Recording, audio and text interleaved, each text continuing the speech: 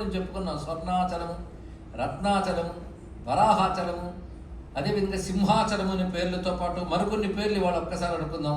చింతామణి పర్వతము, జ్ఞానాద్రి, తీర్థాద్రి, పుష్కరాద్రి, వైకుంఠాద్రి, శ్వేతాద్రి, నీలాద్రి, క్రీడాద్రి, ఆనందాద్రి. సరే ఎన్ని పేర్లు ఉన్నాయో మొత్తం ఆ పర్వత శ్రేణికి అందరికీ ఈ పేర్లు. ఈ లక్షణాలన్నీ అక్కడ గోచరిస్తుంటాయి మనకి.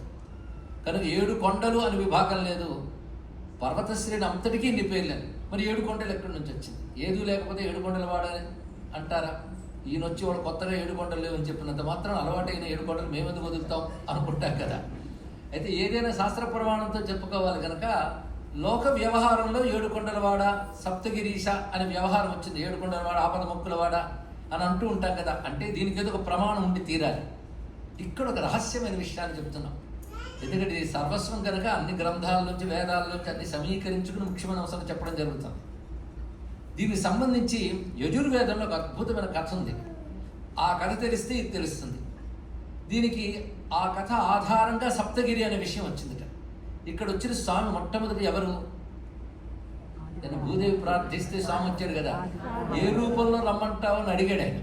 నువ్వు ఏ రూపంలో నన్ను ఉద్ధరించావో ఆ రూపంలో రావయ్యా అని భూదేవి అంది. ఏ రూపంలో ఉద్ధరించాడు? వరాహమూర్తిగా. కనుక మొట్టమొదటి ఆయన వరాహమూర్తిగానే ఇక్కడికి వచ్చాడు.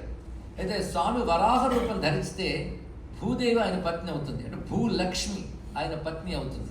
అది భూదేవిని తన యొక్క ఒళ్ళో పెట్టుకుని ఆమెను చూస్తూ ఉంటాడు వరాహస్వామి.